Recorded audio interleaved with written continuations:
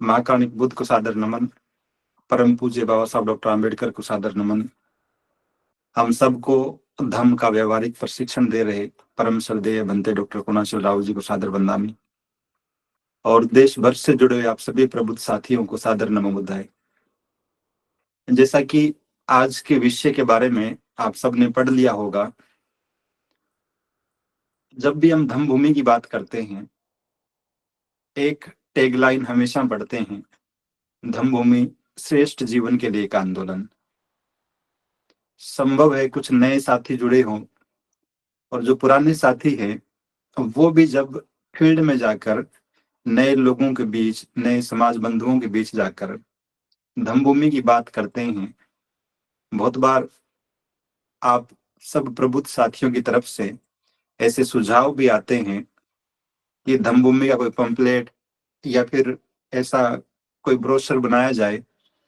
जो लोगों को जानकारियां देने में सहायता कर सके, हम धम्म भूमि के बारे में ठीक से समझा सकें लोगों को। तो ये जो सीरीज अभी हम शुरू कर चुके हैं कल से, कि धम्म भूमि श्रेष्ठ जीवन के लिए आंदोलन कैसे है, तो जब भी हमें धम्म भूमि के बारे में बात करनी हो, किसी के सामने किसी को बताना हो कि धम्म भूमि काम क्या करती है, अगर हम इसे श्रेष्ठ जीवन का एक आंदोलन कह रहे हैं तो इसके निहितार्थ क्या है, किस तरह से हम लोगों के जीवन को श्रेष्ठ बनाने की बात करते हैं,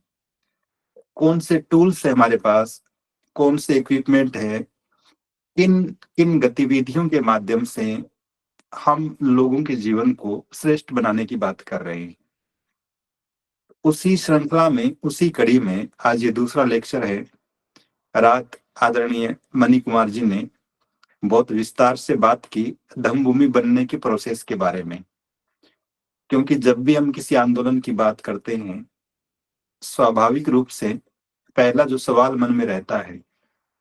वो यही होता है कि इस आंदोलन की शुरुआत कैसे हुई और आज हम इसे जिस स्वरूप में देख रहे हैं उसके बैकग्राउंड में क्या कुछ परिस्थितियां रही है, किस तरह से ये श्रेष्ठ जीवन का आंदोलन बना। धम्म भूमि आज जो कुछ भी कर रही है आप सबके सहयोग से, उन तमाम गतिविधियों की शुरुआत कहाँ से हुई, तो इन सारे विषयों पर, श्रद्धेय बंते जी के शुरुआती जीवन पर और धम्म भूमि के बनने तक की प्रोसेस के बारे में आदरणीय मणि कुमार जी ने बहुत अच्छे से बात की, उनको बहुत बहुत साधुवाद। उन्हीं की बात का विस्तार करते हुए इस दूसरी कड़ी में आज हम बात कर रहे हैं कि धम्म भूमि जन जन के जीवन को श्रेष्ठ बनाने का काम कैसे कर रही है, क्योंकि मूल रूप में दो ही सवाल हैं। पहला सवाल ये कि धम्म भूमि क्या है। जिस तरह से हम स्कूल के दिनों में अति लघुतरात्मक प्रश्नों के उत्तर देते थे, एक पंक्ति में उत्तर दीजिए, तो इसका तो बहुत सहज सा उत्तर ये है कि धम्म भूमि श्रेष्ठ जीवन के लिए एक आंदोलन है। तब एक निबंधात्मक प्रश्न शुरू होता है कि धम्म भूमि श्रेष्ठ जीवन के लिए आंदोलन कैसे है, किस तरह से लोगों के जीवन को श्रेष्ठ बनाने की बात करती है। तो आज हम इसी विषय पर चर्चा करेंगे। अगर हम बाबा साहब डॉक्टर आम्बेडकर के जीवन को देखें, और कई बार मैं देखता हूं जब श्रद्धेय भंते जी बाहर आते हैं किसी कार्यक्रम में लोगों को संबोधित करने के लिए, तो कई बार कुछ नव आगंतुक साथी जो है ये सवाल भी करते हैं कि जब दलित अत्याचार के मामले होते हैं तब धम्म भूमि विरोध प्रदर्शन क्यों नहीं करती है, या जो लीगल इश्यूज है धम्म भूमि उन पर काम क्यों नहीं करती है, धम्म भूमि स्कूल या कॉलेज क्यों नहीं बनाती है। तो बहुत सारी शंकाएं, बहुत सारी जिज्ञासाएं लिए हुए साथी आते हैं। तो धम्म भूमि धम्म के माध्यम से ही लोगों के जीवन को श्रेष्ठ बनाने की बात क्यों करती है, धम्म भूमि धम्म के माध्यम से ही व्यवस्था परिवर्तन की, अपनी व्यवस्था स्थापित करने की बात क्यों करती है। इसे समझने के लिए निश्चित रूप से हमें बाबा साहब डॉक्टर आम्बेडकर के जीवन को समझना पड़ेगा, क्योंकि वे हम सब के आदर्श हैं और हम उनके पद चिन्हों का अनुसरण करते हुए ही महाकाणिक बुद्ध तक पहुंचे हैं। तो इस सवाल का जवाब कि धम्म भूमि धम्म पर ही क्यों काम कर रही है, श्रद्धेय भंते जी ने धम्म भूमि ने धम्म के फील्ड को ही क्यों चुना, एक उत्तर तो बाबा साहब डॉक्टर आम्बेडकर के जीवन को देखकर समझ में आता है। जब हम उनके शुरुआती जीवन को देखते हैं तो एक बहुत ही जिज्ञासु विद्यार्थी के रूप में, जो अपने अध्ययन को सर्वोच्च प्राथमिकता देता है, उस प्रतिभाशाली, समर्पित और अनुशासित विद्यार्थी के रूप में बाबा साहब डॉक्टर आम्बेडकर से हमारा परिचय होता है। अपना अध्ययन पूरा करने के बाद बाबा साहब डॉक्टर आम्बेडकर खुद के साथ हुए उन व्यक्तिगत अनुभवों को जब समाज के साथ जोड़कर देखते हैं, तो उनके दिमाग में जो पहला ख्याल आता है वो सामाजिक आंदोलनों का आता है। वो चाहे पानी के लिए आंदोलन हो या मंदिर प्रवेश का आंदोलन हो। तो बाबा साहब डॉक्टर आम्बेडकर इस तरह के सामाजिक आंदोलनों को प्राथमिकता देते हैं और उनको लगता है कि यदि हमें पानी पीने का अधिकार मिल गया तो हमें बहुत कुछ मिल गया, यदि हमें मंदिर प्रवेश का अधिकार मिल गया तो हमें बहुत कुछ मिल गया। तो उनकी प्राथमिकता शुरुआती दिनों में, अपनी युवा अवस्था में इस तरह की रहती है। थोड़े से और आगे आने के बाद बाबा साहब डॉक्टर आम्बेडकर इस बात को समझते हैं, साइमन कमीशन और फिर जब गोलमेज सम्मेलन की बात आती है तो उन्हें ये समझ में आता है बेहतर ढंग से कि न केवल उन सामाजिक आंदोलनों से, बल्कि राजनीतिक फील्ड में प्रवेश के बिना, उस शासन प्रशासन में भागीदारी के बिना समाज नहीं बदल सकेगा। तो बाबा साहब डॉक्टर आम्बेडकर वहां प्रयास शुरू करते हैं कि प्रशासन में, शिक्षण संस्थानों में समाज के बंधुओं की भागीदारी बढ़े, उन्हें बराबर प्रतिनिधित्व मिले, और वो इस दिशा में प्रयास शुरू करते हैं। जब उन्हें ये लगता है कि इसके साथ साथ शिक्षा के क्षेत्र पे भी काम किया जाना जरूरी है, तो वो कई तरह की शिक्षण समितियां और शिक्षण संस्थानों की स्थापना की प्रोजेक्ट शुरू करते हैं और लगातार उनको संचालित भी करते हैं।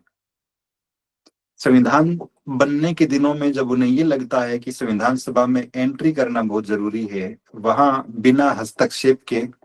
आने वाली पीढ़ियों के लिए अधिकार सुरक्षित नहीं रह सकेंगे, तो बाबा साहब डॉक्टर आम्बेडकर एक संविधान वेता के रूप में संविधान सभा में बहुत मेहनत करते हैं, हमारे अधिकारों की नई इबारत लिखते हैं। लेकिन इसके साथ साथ 1945 के बाद तो बहुत ही प्राथमिकता के साथ, बहुत ही दृढ़ संकल्प के साथ बाबा साहब डॉक्टर आम्बेडकर धर्म के फील्ड में काम करना शुरू कर चुके होते हैं। और जीवन के अंतिम दिनों में, यद्यपि ये कहना भी एक तरह का अधूरी बात है कि अक्टूबर 1956 में बाबा साहब डॉक्टर आम्बेडकर हमें धर्म का उपहार देकर जाते हैं, बल्कि 1945 से ही जब बुद्ध पूर्णिमा के अवकाश की बात करते हैं, 1947, 48, 49, 50, 51, 52, 53 से 56 तक हर साल बाबा साहब बुद्ध पूर्णिमा के कार्यक्रमों में उपस्थित हो रहे होते हैं। तो ये बात तो समझ में आती है कि जीवन का जो अंतिम वर्ष है उनके, वहां उनकी सर्वोच्च प्राथमिकता धम्म को रहती है। और बाबा साहब डॉक्टर आम्बेडकर इस बात को बहुत गहरे से समझ चुके थे कि यदि हमें इन तमाम समस्याओं का समाधान खोजना है तो फिर धम्म के सिवा और कोई शरण नहीं हो सकती। इसीलिए वो धम्म दीक्षा देकर लाखों लोगों के साथ न केवल खुद अपने आप को नरक से मुक्त होने की घोषणा करते हैं, बल्कि हम जैसे आने वाली पीढ़ियों के लोगों के लिए भी वो द्वार, वो मार्ग प्रशस्त करके जाते हैं जहां आज हम श्रेष्ठ जीवन की बात कर रहे हैं। तो एक महत्वपूर्ण बात कि धम्मभूमि ने धम्म के मार्ग को क्यों चुना, श्रद्धेय बंते जी ने धम्म के मार्ग को क्यों चुना, वो बाबा साहब डॉक्टर आम्बेडकर के जीवन से सद प्रेरणा है, उनके दिखाए गए मार्ग का अनुसरण है और हूबहू ठीक उसी रूप में अनुसरण है। एक बात ये। दूसरा, जो बाबा साहब का संदेश था बौद्ध में भारत का, जब बाबा साहब डॉक्टर आम्बेडकर इस बात को समझ चुके कि समाज का अंतिम रूप से उत्थान एक नई व्यवस्था के निर्माण के साथ ही होगा, और आप सब ने संभवतः वो भाषण बाबा साहब का पढ़ा होगा जो महार परिषद में बाबा साहब देते हैं 1936 में, और उस भाषण में बाबा साहब बहुत ही स्पष्टता के साथ इस बात की घोषणा करते हैं। धम्मभूमि ने प्रकाशित भी किया है उस भाषण को एक किताब के रूप में, और मैं कुछ पंक्तियां पढ़ रहा हूं इस बात को बेहतर ढंग से समझने के लिए और उन लोगों को भी ये जानकारी देने के लिए जो ये कहते हैं कि तो अब तो हम पढ़ लिख रहे हैं, अब तो हम सांसद, विधायक, मंत्री तक बन रहे हैं, अब कहाँ भेदभाव है, या फिर बाबा साहब डॉक्टर आम्बेडकर के धम्म की तरफ जाने के निर्णय पर ही प्रश्न चिन्ह लगाने लगते हैं। उन तमाम लोगों को जवाब देते हुए बाबा साहब डॉक्टर आम्बेडकर कहते हैं कि जिस धर्म में व्यक्ति का सम्मान नहीं, तो वो धर्म मुझे स्वीकार नहीं हो सकता। जिस धर्म में एक विशेष वर्ण शिक्षा प्राप्त करे, दूसरे विशेष वर्ण को हथियार चलाने का अधिकार प्राप्त हो, तीसरे वर्ण को ही व्यापार करने का अधिकार हो, और चौथा वर्ण सिर्फ और सिर्फ सेवा चाकरी का पात्र हो, इस तरह की कुव्यवस्था जहां हो, वो धर्म मुझे कदापि स्वीकार नहीं। शिक्षा सभी के लिए आवश्यक होती है, शस्त्र हर एक के लिए आवश्यक होते हैं, धन भी सभी को चाहिए। ये बात जो धर्म भूल जाता है, जो धर्म किसी एक को ज्ञानी बनाने के लिए और बाकी अन्य लोगों को अज्ञानता में रख छोड़ता है, जो धर्म किसी एक को हाथ में शस्त्र धारण करने का अधिकार देता है और दूसरों से शस्त्र छीनकर उन्हें निशस्त्र बना देता है, वो धर्म न होकर किसी एक वर्ग को दूसरे वर्ग को गुलामी में रखने की षड्यंत्रकारी योजना है। तो बाबा साहब बहुत स्पष्ट शब्दों में इस निष्कर्ष पर पहुंचते हैं, लाखों लोगों को अपने निष्कर्ष से सहमत भी करते हैं कि धम्म की आवश्यकता क्यों है। अब यदि हम इस बात को धम्मभूमि के संदर्भ में देखना चाहें, और धम्मभूमि से शुरुआती दौर में जुड़े हुए साथी भी इस बात को बेहतर ढंग से समझेंगे। मुझे भी याद है कि 2015-16 के आसपास जब धम्मभूमि में जाना शुरू किया मैंने, तो ट्रेनिंग के दौरान श्रद्धेय भंते जी, हालांकि इस बात में भी कोई गुरेज नहीं की, इसके पीछे श्रद्धेय भंते जी का एक लंबा अनुसंधान रहा, लंबे अनुभव उनके रहे। एक कैडर हम सभी को दिया करते थे कि हम गरीब क्यों हैं, और वो बाकायदा बोर्ड पे एक मटका बनाकर और बहुत सुंदर ढंग से समझाया करते थे इस बात को। तो महाकारुणिक बुद्ध ने हजारों साल पहले जो बात कही, जो सूत्र दिया, जिसे हम 4 नोबल ट्रूथ के नाम से जानते हैं, 4 श्रेष्ठ सत्य के नाम से जानते हैं, कि दुनिया में दुख है, तो उस दुख की पहचान का काम निश्चित रूप से श्रद्धेय भंते जी कर चुके। दूसरी बात, दुख क्या है, तो हम सामाजिक संदर्भ में देखें तो निश्चित रूप से जाति एक दुख है, हमारे साथ होने वाला भेदभाव एक या छुआछूत एक दुख है, जाति के नाम पर जितने भी प्रकार के शोषण या अपमान होते हैं वो सारे दुख हैं, गरीबी एक दुख है, कर्मकांड, अंधविश्वास, अशिक्षा, नशा प्रवृत्ति, ये सारे के सारे सामाजिक दुख हैं जो व्यक्ति से होते हुए समाज तक पहुंचते हैं और एक बहुत बड़े हिस्से को प्रभावित करते हैं, बल्कि कुप्रभावित करते हैं। दूसरी बात, जब हम दुख की बात करते हैं तो जैसा तथागत बताते हैं कि दुख का कारण भी है, तो निश्चित रूप से श्रद्धेय बंदे जी भी इस निष्कर्ष पर पहुंचे, बाबा साहब डॉक्टर अम्बेडकर की तरह। हालांकि इस बात को बाबा साहब बहुत पहले कह चुके कि इन तमाम दुखों का कारण उस सड़ी गली व्यवस्था में है जिसने आपको अधिकारों से वंचित किया, जिसने आप पे वर्णों की गुलामी ला दी, जिसने आप पे जाति व्यवस्था थोपने का काम किया, जिसने आप पे तमाम तरह की संकीर्णताएं और सीमाएं लादते हुए आपको बंद कर दिया एक घेरे में, जहां उत्थान की कोई संभावना नहीं, उन्नति की कोई संभावना नहीं। तो वो सारी के सारे कारण निश्चित रूप से आज भी वैसे ही मौजूद हैं। और फिर तीसरी बात कि इस दुख का निवारण भी है और निवारण का मार्ग भी है। निश्चित रूप से निवारण जो है वो बता चुके महाकारुणिक बुद्ध 1956 में बहुत स्पष्ट ढंग से बाबा साहब भी बता कर गए। लेकिन निवारण का जो मार्ग है उस पर चलने का अभ्यास करने की बात जब आ रही थी, जहां पहुंची थी, वहां निश्चित रूप से धम्मभूमि ने एक बहुत ही सकारात्मक हस्तक्षेप किया, और वो राष्ट्रीय स्तर पर किया, हरियाणा में नहीं, राजस्थान में नहीं, उत्तर प्रदेश में नहीं, बल्कि राष्ट्रीय स्तर पर किया।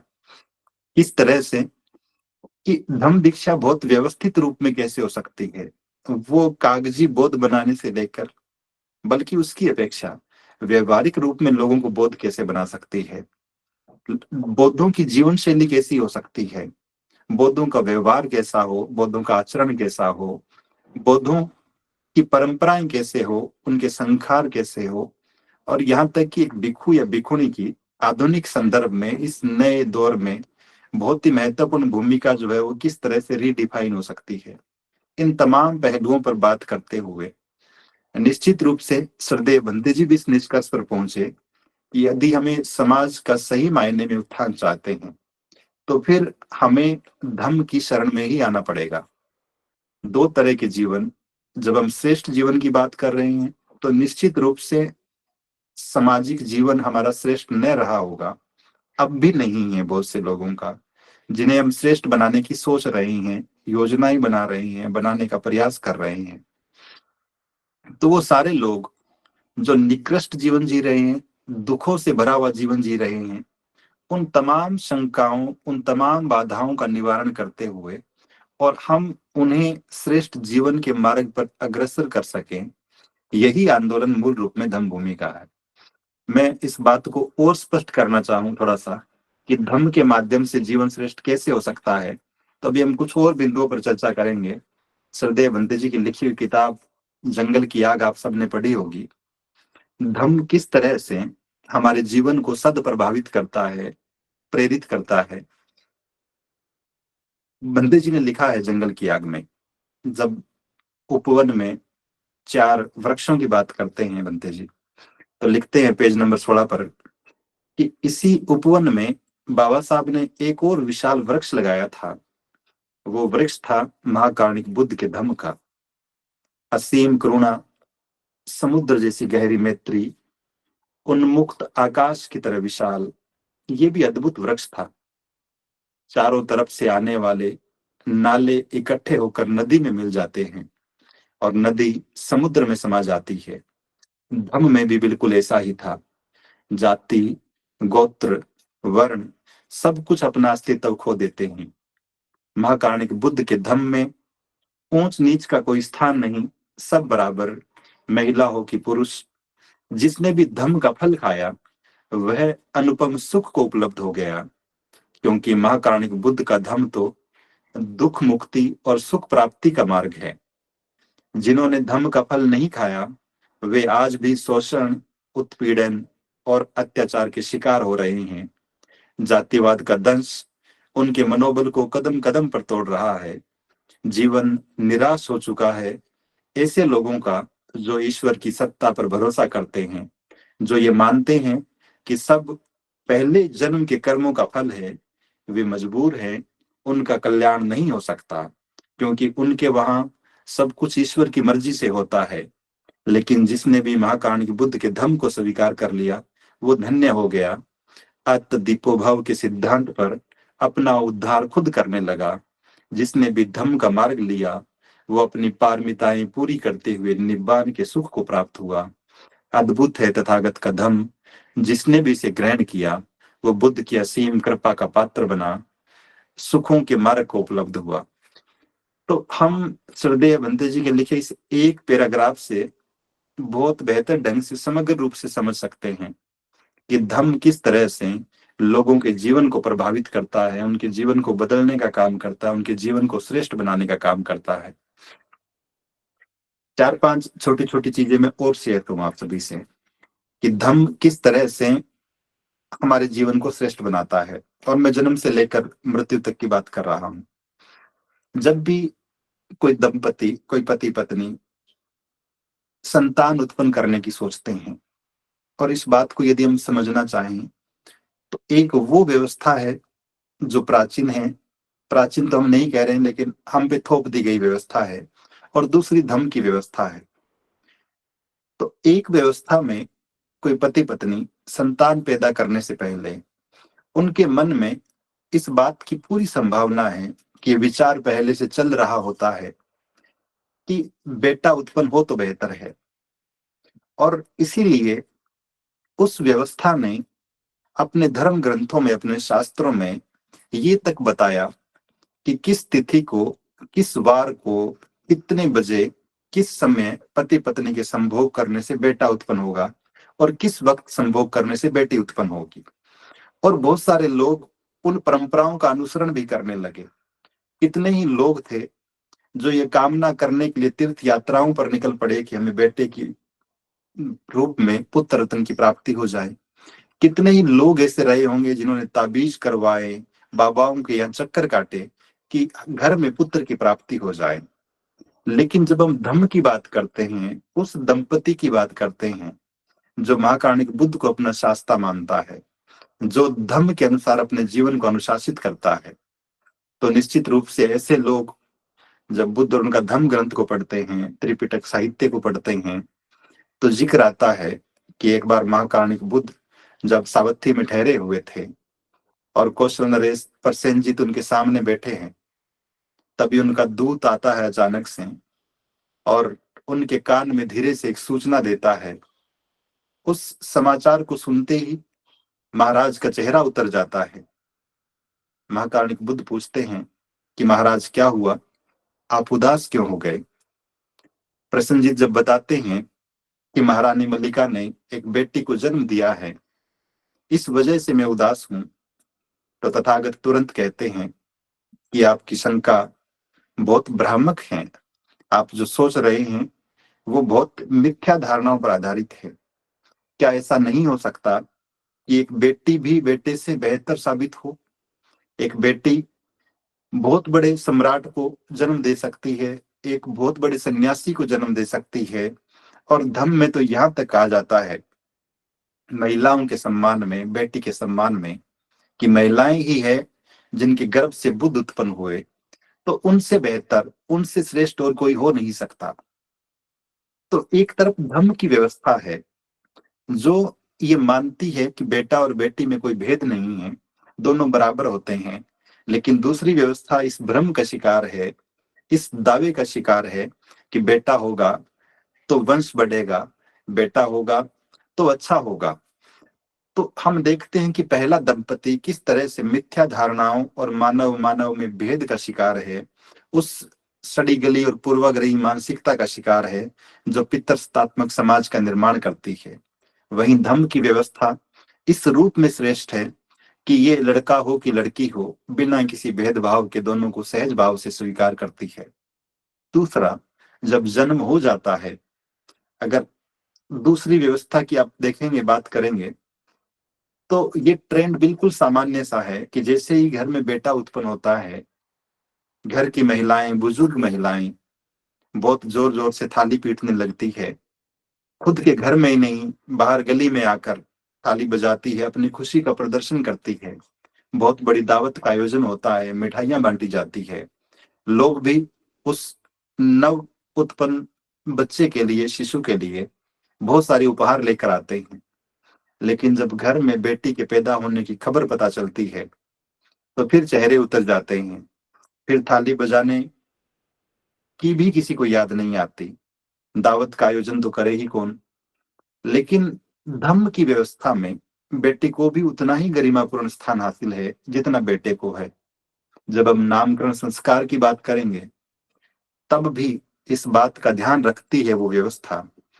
कि आप किसी विशेष जाति में उत्पन्न हुए व्यक्ति को अपने घर पर आमंत्रित करेंगे, वो पैदा होने के समय के हिसाब से आपकी कुंडली बनाएगा, आपकी नाम का पहला अक्षर तय करेगा कि आपका जन्म इस राशि में हुआ है, इस नक्षत्र में हुआ है, और वो भले ही न बताए, वो वर्ण तक तय करता है कि शूद्र वर्ण में हुआ कि किसी और वर्ण में हुआ। तो इस तरह से वो व्यवस्था आपको पूरी तरह से आश्रित बनाती है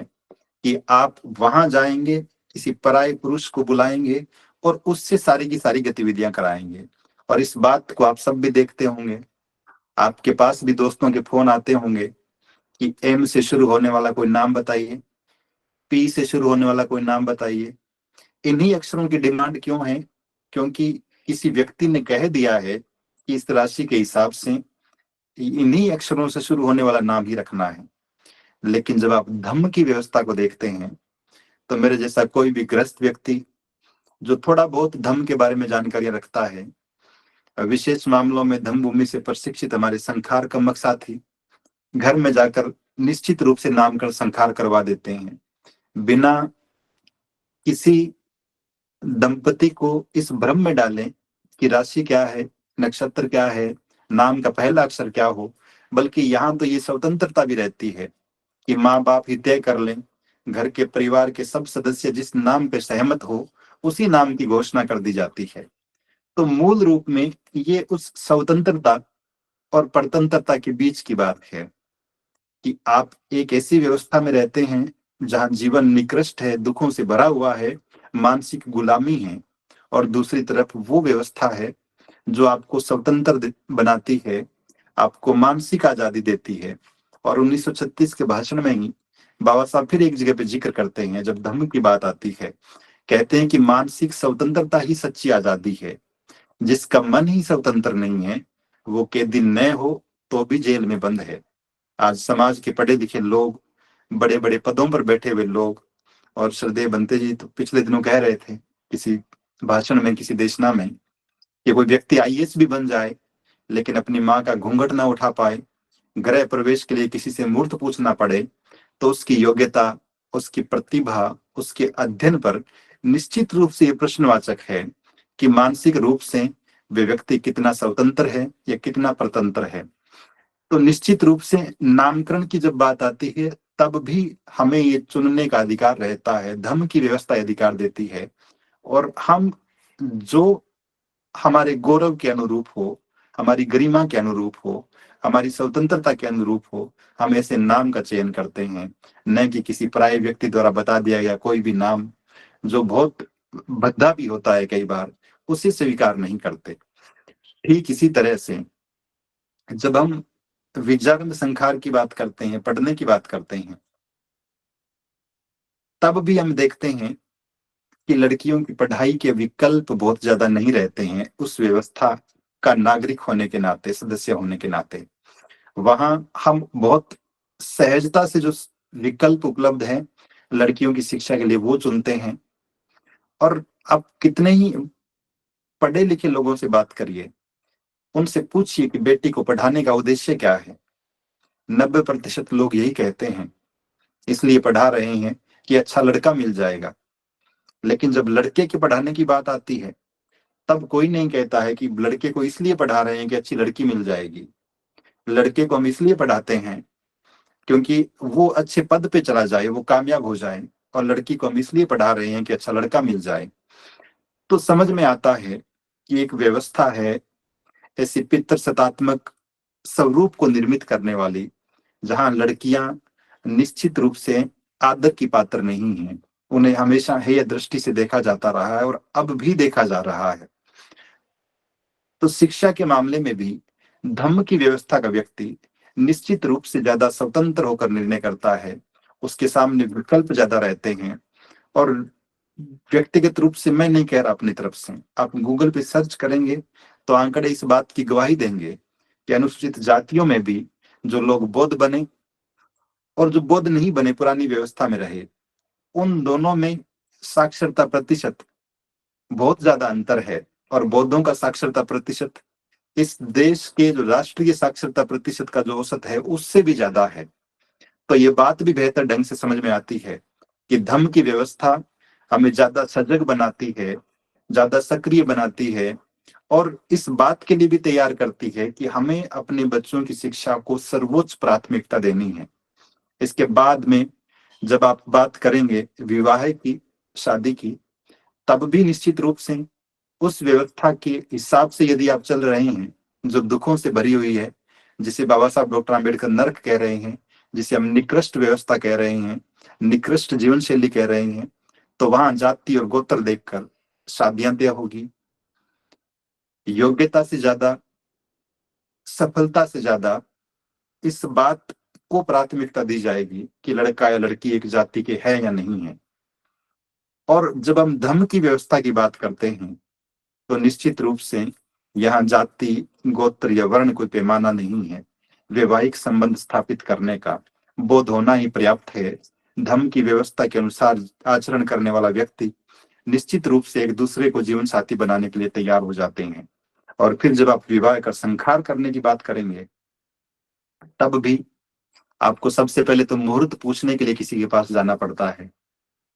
उसके बाद वो संस्कार करवाने के लिए फिर किसी को बुलाना पड़ता है, और उसके कहे अनुसार चक्कर काटने पड़ते हैं। लेकिन धर्म की व्यवस्था हम और हमारे बीच में रह रहे लोगों को ये अवसर प्रदान करती है कि कोई भी प्रबुद्ध साथी, कोई भी प्रशिक्षित साथी जिसने ठीक ठीक संस्कार कर्म का प्रशिक्षण लिया हो, वो इस संस्कार को बहुत ही सहजता से कर सकता है, करवा सकता है। तो ये अंतर, फिर आप दहेज की बात देखेंगे, फिर आप बारात को देखेंगे, और श्रद्धेय बंदे जी जैसा कहते हैं कि बाराती स्वभाव से उत्पाती होता है, वहां शराब की बोतलें हर गाड़ी में पड़ी होती है, और निश्चित रूप से सारे के सारे न सही, उनमें से बहुत सारे लोग इस नशे के शिकार होते हैं, और यही आदत धीरे धीरे उन्हें बहुत गहरे खड्डे में ले जाती है। तो हर एक परंपरा, चाहे वो घोड़ी चढ़ने की है, बारात ले जाने की है, टेंट लगाकर बड़ी बड़ी दावत करने की है, वो समाज को कर्जदार बना रही होती है उस व्यवस्था में। लेकिन धम्म की व्यवस्था इसके बिल्कुल विपरीत है। वो जाति गोत्र वर्ण का ख्याल किए बिना, इस बात की परवाह किए बिना कि बारात नहीं लेके जानी है कि लेके जानी है, और बिना किसी बड़ी दावत के बहुत सहजता से जीवन साथी चुनने, उसके साथ रहने का अधिकार देती है, सम्मान देती है, और वो भी बिना किसी विशेष जाति के व्यक्ति की अनुमति के, उसकी उपस्थिति के। तो इस लिहाज से भी ये व्यवस्था, धर्म की व्यवस्था, लोगों के जीवन को श्रेष्ठ बनाने का काम करती है। शादी के बाद आप देखेंगे, दाम्पत्य जीवन की बात करेंगे, तो मैं फिर जिक्र कर रहा हूँ बाबा साहब डॉक्टर आम्बेडकर द्वारा लिखे गए बुद्ध और उनका धम्म ग्रंथ का, जिसमें बाबा साहब लिखते हैं महाकाणिक बुद्ध के हवाले से ही कि पति और पत्नी के रिश्ते 4 प्रकार के होते हैं, उनका साथ रहना, उनका दाम्पत्य जीवन 4 प्रकार का होता है। एक पहला तरीका वो जहां जीवन साथी या पति जो है वो दुराचारी होता है, शीलवान नहीं होता, लेकिन पत्नी शीलवान होती है। दूसरा वो जहां पति तो शीलवान है लेकिन पत्नी शीलवान नहीं होती है। तीसरा वो जहां न पत्नी शीलवान है न पति शीलवान है। और चौथा और श्रेष्ठ तरीका वो प्रकार, वो साथ रहने का, दाम्पत्य जीवन का, जहां पति भी शीलवान है और पत्नी भी शीलवान है। तो जहां धर्म की व्यवस्था में 2 लोगों के साथ रहने पर इतनी एकाग्रता के साथ, इतनी गहराई के साथ, इतनी तल्लीनता के साथ ध्यान केंद्रित किया गया हो कि किस तरह से एक पति पत्नी साथ रहते अपने जीवन को श्रेष्ठ बना सकते हैं, एक आदर्श जीवन शैली अपनाते हुए। आप में से कुछ लोगों के मन में ये सवाल आएगा, क्या बौद्ध परिवारों में झगड़े नहीं होते? क्या बौद्धों में तलाक नहीं होते? तो मेरा अनुभव तो ये है कि बौद्धों में ऐसा नहीं होता, और जहां कहीं होगा, अगर तलाक हो रहा है, झगड़े हो रहे हैं घर में, या पति या पत्नी में से कोई शीलवान नहीं है, तो इसका सीधा सा अर्थ ये है कि वो व्यक्ति बौद्ध है ही नहीं। जिस वक्त आप चोरी करेंगे, आप अबोध हो गए हैं, क्योंकि आपने शीलों को नष्ट किया है, उनका पालन नहीं किया है। जिस वक्त आप नशा कर रहे हैं, नशा करके मारपीट कर रहे हैं, तब भी आप अबोध हो गए हैं। तो ऐसे अबोध बन चुके व्यक्ति का तो तलाक हो सकता है। जब आप व्यभिचार करेंगे, तब भी इस बात की संभावना है कि घर में झगड़े होंगे, बात तलाक तक पहुंच जाएगी। लेकिन इसमें बौद्ध दोष बोध होने में नहीं है, दोष इस बात में था कि बोध होने के बाद भी हम शीलवान नहीं रह सके, हम पंचशील का पालन नहीं कर सके, हम अष्टांगिक मार्ग को अपने जीवन का हिस्सा नहीं बना सके, हमने मध्यम मार्ग जैसे बहुत ही सरल और सहज सूत्र की उपेक्षा की। तो जब इस तरह की घटनाएं होगी कहीं पे, किसी दाम्पत्य जीवन में, किसी घर में, किसी परिवार में, तो हम बोध होने से दूर होते चले जाएंगे, हम अबोध बनने की ओर वापिस लौट रहे होंगे, और वो झगड़े, वो तलाक उसी की परिणति होगी, उसी का परिणाम होगा, न कि बोध होने में कोई दोष होगा। ठीक इसी तरह से आप घर के पारिवारिक वातावरण की बात करेंगे, तो एक व्यवस्था आपसे ये डिमांड करती है कि आप अपना जब घर बनाएंगे, तो घर के किसी एक कोने को चिड़ियाघर भी बनाएंगे। और आजकल तो दुकानों पर बने बनाए चिड़ियाघर मिलते हैं, फर्नीचर की दुकान वाले बेचते भी हैं। और उनकी स्थापना करके घर के किसी कोने में आप सुबह शाम कुछ कर्मकांड करेंगे, आराधनाएं करेंगे, कुछ कामनाएं करेंगे कि ऐसा ऐसा हो जाए तो ठीक है। और आपके परिवार में पैदा होने वाले बच्चे भी जिस दिन परीक्षा देने जाएंगे, जैसे जैसे परीक्षाएं नजदीक आएगी, वो किताबों की बजाय किसी पारलौकिक व्यक्ति का नाम ज्यादा ले रहे होंगे। वो परीक्षा में जाने से पहले अपने माथे पे उस चिड़ियाघर के सामने पड़ी हुई राख जरूर लगा के जाएंगे कि मेरा पेपर अच्छा हो जाए, मेरा परीक्षा परिणाम अच्छा आ जाए। तो ये व्यवस्था घर में अंधविश्वास और कर्म कांडों का माहौल उत्पन्न करती है। ये व्यवस्था हमारे परिवार को वैज्ञानिक दृष्टिकोण से दूर लेकर जाती है। ये व्यवस्था हमें मिथ्या दृष्टि का शिकार बनाती है। दूसरी तरफ जब आप धम्म की व्यवस्था को देखेंगे, तो इन घरों में हर दिन पंचशील का गायन होगा,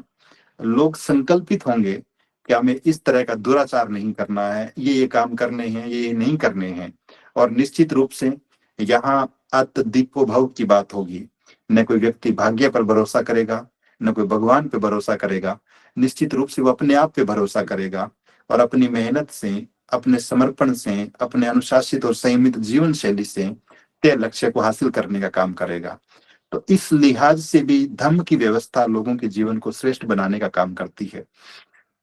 जब आप सामाजिक संबंधों की बात करेंगे, ये तो परिवार की बात हुई, व्यक्तिगत रूप से किसी एक आदमी की या उसके जीवन साथी की बात हुई। तो जब हम घर से बाहर निकलेंगे, परिवार से बाहर निकलेंगे, तो हमारी पहचान है, प्राथमिक जो पहचान है, जो कहीं लिखी हुई तो नहीं है, लेकिन अदृश्य होकर भी सबसे ज्यादा पहचानी जाती है, वो हमारी जाति की पहचान है। कि हमारी पहचान हमारी जाति से की जा रही है। हमारे सारे के सारे सामाजिक संबंध इस बात से निर्धारित हो रहे हैं कि हम किस जाति के हैं, और जिन लोगों के बीच हम बैठ रहे हैं, उठ रहे हैं, जिनसे हमारी दोस्तियां हैं, जो हमारे रिश्तेदार हैं, वो तमाम चीजें निश्चित रूप से जाति पर आधारित होगी। तो एक तरफ वो व्यवस्था है जो आपके संबंधों को निर्धारित करते वक्त जाति का पूरा ख्याल रखती है। आप ट्रेन में यात्रा कर रहे हैं, आप बस में यात्रा कर रहे हैं, किसी भी अनजान जगह पर आप हैं, जैसे ही आपको ये पता लगता है कि पास में पड़ोस में बैठा हुआ व्यक्ति आपकी जाति का, आप बहुत कंफर्टेबल हो जाते हैं।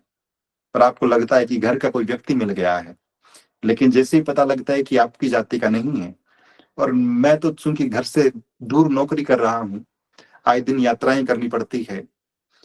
तो अक्सर इस बात को महसूस करता हूँ कि यदि कोई व्यक्ति, जाति तो छोड़िए, आपके वर्ग का मिल गया, जिस कैटेगरी के आप हैं संवैधानिक रूप से, तब आपकी बातचीत के विषय और किसी किसी दूसरी जाति या वर्ग का व्यक्ति मिला, उसके साथ आप जो बातचीत करते हैं उसके विषय बिल्कुल ही अलग होते हैं। तो हम सामने बैठे व्यक्ति की जाति,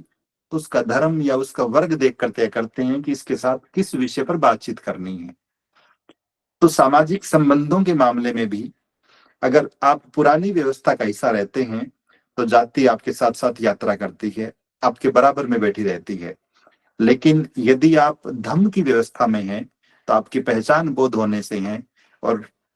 कार्यक्रमों में हम देखते हैं, दूसरी संस्थाओं द्वारा आयोजित कार्यक्रमों में जाने का अवसर हो सकता है कम मिलता हो, लेकिन धम्मभूमि के कार्यक्रमों में जब हजारों साथी इकट्ठे होते हैं,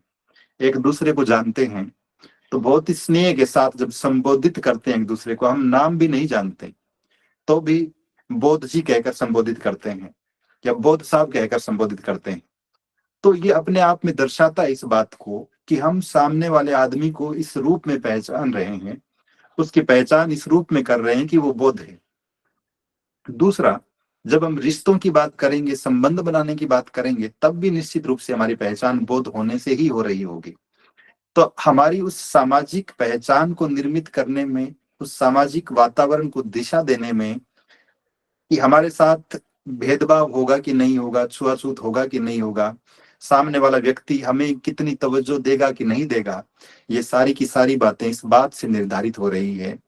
कि आप उस सड़ी गली व्यवस्था में जाति को ढो रहे हैं या फिर नई धर्म की व्यवस्था में आकर अपने आप के बोध होने की घोषणा कर चुके हैं। और निश्चित रूप से जब आप बोध बन जाते हैं, आप अपने जीवन को श्रेष्ठ बनाने की दिशा में कदम बढ़ा रहे होते हैं। आपका स्वाभिमान, आपका मनोबल और आपकी गरिमा खुद की नजरों में निश्चित रूप से बहुत विस्तार पा चुकी होती है। ठीक इसी तरह से कुछ लोग कह सकते हैं कि क्या बौद्ध बनने से गरीबी दूर हो जाएगी? जो लोग गरीब है वो तो गरीब ही रहते हैं। और इक्का दुक्का मामलों में मैं ऐसे उदाहरण भी सुनता हूँ, जिन लोगों को बौद्ध बनना पसंद नहीं है या जो आना नहीं चाहते हैं, बहाने ढूंढते हैं, वो कहते हैं कि मैं एक ऐसे व्यक्ति को जानता हूँ जो इतने सालों से बौद्ध है, उसके बाद भी मजदूरी कर रहा है। तो क्या सच में गरीबी और धर्म का कोई संबंध है? व्यक्तिगत रूप से ये बात मैं आपसे साझा नहीं कर रहा हूँ, धम्मभूमि इस बात को बहुत एम्फेसाइज नहीं कर रही है, बल्कि बाबा साहब डॉक्टर आम्बेडकर ने वर्षों पहले इस बात को बहुत ही स्पष्टता के साथ और बहुत ही जोर देकर कहा है कि आप गरीब इसलिए नहीं हैं क्योंकि आपके पास पैसे नहीं हैं या फिर आपके पास रोजगार नहीं है, बल्कि आपकी गरीबी का सबसे बड़ा कारण है आपका अछूतपन, आपका किसी जाति विशेष में पैदा होना। आप देखेंगे किसी भी शहर में जितने रेस्टोरेंट बने हुए हैं, जितने भोजनालय बने हुए हैं, जितने होटल या ढाबे बने हुए हैं, उन सब के नामों को याद करिए आप अपने अपने शहर में और ढूंढिए उनमें कहीं पे आपको मिले चमार भोजनालय, कहीं पे मिले मेघवाल रेस्टोरेंट, कहीं पे मिल जाए लिखा हुआ भील या जाटव रेस्टोरेंट। नहीं मिल सकता, क्योंकि उसका सीधा सीधा संबंध इस बात से है कि वो लोग जो जाति के आधार पर आपके साथ भेदभाव करते हैं, आपके साथ छुआछूत करते हैं, वो इस बात को कतई स्वीकार नहीं करेंगे कि आपके बनाए हुए किसी उत्पाद को, आपके खोली गई किसी दुकान से, किसी प्रतिष्ठान से कुछ सामान को खरीदा जाए या उसे स्वीकार किया जाए। और मैं तो व्यक्तिगत रूप से ऐसे कई अनुभवों से गुजरा हूं, क्योंकि मेरे जो ताऊजी के लड़के हैं वो हलवाई का काम करते हैं, उनकी टेंट की दुकान भी है, और उनके कई अनुभव मैंने सुने हैं, कई किस्से वो अक्सर बताते हैं, जिससे इस बात का स्पष्ट संदेश मिलता है कि भले ही आप किसी भी पद तक चले जाएं, किसी भी बिजनेस में चले जाएं, जैसे ही आपकी कास्ट डिस्क्लोज होती है आप वापिस वहीं पटक दिए जाते हैं। और महाकाणिक बुद्ध भी, हम बुद्ध और उनका धम्म ग्रंथ में फिर पढ़ते हैं एक इंसिडेंट को, जब सावथी में ठहरे हुए महाकाणिक बुद्ध से अनाथ पिंडक और उनके कुछ दोस्त पूछते हैं कि तथागत किसी मनुष्य को धन का अर्जन क्यों करना चाहिए, पैसे क्यों कमाने चाहिए। और महाकाणिक बुद्ध धन कमाने, धन के अर्जन के कारणों की व्याख्या करते हुए इस बात को स्पष्टता से कहते हैं कि मुझे गरीबी पसंद नहीं है, मुझे दरिद्रता पसंद नहीं है। तो एक तरफ एक व्यवस्था जो धन को मोह माया बताकर आपको धन से दूर रहने के लिए प्रेरित करती हो, किसी भेदभाव छुआछूत के चलते आपसे व्यापार करने का अधिकार छीन लेती हो, क्योंकि हजारों सालों की व्यवस्था ने एक वर्ण विशेष को व्यापार में स्थापित किया और हमें सिर्फ और सिर्फ मजदूर बनाकर रखा। उन मजदूरों को अगर मालिक बनना है, उन मजदूरों को जो फैक्ट्रीज में काम कर रहे हैं, जो कंपनियों में काम कर रहे हैं या खेतों में काम कर रहे हैं, यदि उन्हें सच में मालिक बनना है तो निश्चित रूप से धर्म की व्यवस्था ही है जो उन्हें गौरवपूर्ण स्थान देती है, उनके मनोबल को बढ़ाती है, उन्हें एक नए स्वरूप में संगठित करती है जहां वो खुद की व्यवस्था निर्मित कर सकते हैं। तो इस एंगल से भी आप देखेंगे तो आर्थिक दृष्टिकोण से भी धर्म की व्यवस्था आपके जीवन को उन्नत बनाने का काम करती है, श्रेष्ठ बनाने का काम करती है, और दूसरी व्यवस्था आपको निकृष्ट बनाने का, आपके जीवन को दुखों से भरे रहने का काम करती है। तो ये सारी की सारी चीजें जो पैदा होने से लेकर और मरने की बात भी करेंगे आप, किसी व्यक्ति का परिनिर्वाण हो जाए तब भी हमें फिर किसी दूसरी व्यवस्था के व्यक्ति की जरूरत पड़ती है, उसके बताए हुए संखारों की जरूरत पड़ती है, फिर हमें किसी पवित्र नदी तक जाना पड़ता है अस्थियों को लेकर ताकि मुक्ति मिल सके, श्राद्ध करने पड़ेंगे, पिंडदान करना पड़ेगा और न जाने क्या क्या करना पड़ेगा। और ये तमाम काम करते हुए मृत्यु भोज जैसी सामाजिक कुपरंपराओं को ढोते हुए आप अपने जीवन को फिर से दुखों से घेर लेते हैं, उस घटिया व्यवस्था का हिस्सा बना लेते हैं। लेकिन यदि आप धम्म की व्यवस्था में हैं तो आप बेहतर ढंग से जानते हैं कि धम्म की व्यवस्था में किसी व्यक्ति के परिनिर्वाण के बाद किस तरह का संस्कार किया जाता है और किस तरह का आयोजन होता है या नहीं होता है, मृत्यु भोज करना जरूरी है या नहीं जरूरी है। तो ये तमाम चीजें जो आपको जन्म से लेकर मृत्यु तक हर एक संस्कार के मामले में, हर एक दृष्टिकोण के मामले में, हर एक दिशा तय करने के मामले में या तो जीवन को निकृष्ट बनाती है, दूसरों पर आश्रित बनाती है, दूसरों के कहे अनुसार करने की ओर निर्देशित करती है, या फिर आपको स्वाभिमानी बनाती है, आपके जीवन को श्रेष्ठ बनाती है, आपके जीवन को गरिमा देती है, आपके मनोबल को बढ़ाती है, आप में वैज्ञानिक दृष्टिकोण का विकास करती है और आने वाली पीढ़ियों के विकास का मार्ग प्रशस्त करती है। तो निश्चित रूप से धम्म भूमि भी इसी ट्रैक पे काम कर रही है कि हम धम्म के माध्यम से बौद्धों की एक व्यवस्था स्थापित करें जो जन जन के जीवन को श्रेष्ठ बनाने का काम कर सके। और हर वो व्यक्ति, बाबा साहब डॉक्टर अम्बेडकर ने भी इस बात को बहुत स्पष्टता से कहा कि जो कायर लोग हैं, जो डरपोक लोग हैं, वो भले ही इस व्यवस्था का हिस्सा ना बने, बौद्ध व्यवस्था का हिस्सा ना बने, धम्म की व्यवस्था का हिस्सा ना बने, लेकिन जो उच्च मनोबल वाले हैं, जो अपने जीवन को बदलना चाहते हैं, अपने जीवन को श्रेष्ठ बनाना चाहते हैं, उनके लिए धम्म से बढ़कर और कोई मार्ग नहीं है।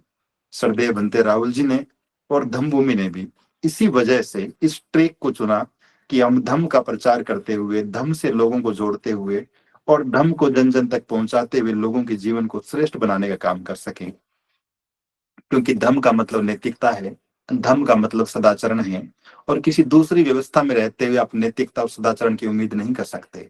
एक ऐसी व्यवस्था जो किसी प्राय मर्द की तरफ देखने पर किसी महिला को चरित्र होने का सर्टिफिकेट बांट देती हो, लेकिन जहां नंगेपन को साष्टांग प्रणाम करने की परंपरा सदियों से चले आ रही हो, उस व्यवस्था में रहकर अगर कोई नैतिकता की बात करेगा, कोई सदाचरण की बात करेगा, तो निश्चित रूप से वो हवा में तीर छोड़ रहा होगा, ख्याली पुलाव पका रहा होगा। तो इस निष्कर्ष के साथ, इस आखिरी संदेश के साथ मैं अपनी बात को विराम दे रहा हूं। इस सीरीज के दूसरे विषयों पर ये चर्चा जारी रहेगी जब जब समय मिलेगा, कि धम्मभूमि किस तरह से लोगों के जीवन को श्रेष्ठ बना रहा है। आज फिलहाल हमने ये बात की कि धम्म के माध्यम से हम जीवन को कैसे श्रेष्ठ बना सकते हैं। धम्मभूमि क्यों धम्म पे एम्फेसाइज करती है, उस पे जोर देती है कि सिर्फ और सिर्फ धम्म की बात करते हुए, और रहीम का दोहा आप सबने पढ़ा होगा स्कूल के दिनों में, एक के सादे सब सदे, सब सादे सब जाए। तो हम सिर्फ और सिर्फ धम्म के माध्यम से, क्योंकि धम्म व्यक्तिगत उन्नति का मार्ग है, वो हमारी सामाजिक उन्नति का मार्ग है, वो हमारी आर्थिक उन्नति का मार्ग भी है, वो हमारी शैक्षणिक उन्नति का मार्ग भी है, वो हमारी सांस्कृतिक उन्नति का मार्ग भी है, और वो कहीं ना कहीं राजनीतिक उन्नति का मार्ग भी है। जैसा बाबा साहब डॉक्टर अम्बेडकर कहते हैं कि धर्म हमेशा सत्ता का स्रोत रहा है। तो इन तमाम पहलुओं को समेटे हुए कोई एक चीज, कोई एक मार्ग हमें मिल रहा है, तो निश्चित रूप से वो धम्म के रूप में है। और इसीलिए धम्मभूमि धम्म के माध्यम से लोगों के जीवन को श्रेष्ठ बनाने का काम कर रही है। सरदेव भंते जी को, उनके सद प्रयासों के लिए, उनके इस सुंदर प्रोजेक्ट के लिए, जिसने वर्तमान में लाखों लोगों के जीवन को बदला है, और आने वाले समय में निश्चित रूप से करोड़ों लोगों का जीवन, आने वाली पीढ़ियों का जीवन इस आंदोलन से बदलेगा। उन्हें सादर साधुवाद कहते अपनी बात को यही विराम दे रहा हूँ। आप सभी ने ध्यानपूर्वक सुना होगा। सभी को नमो बुद्धाय।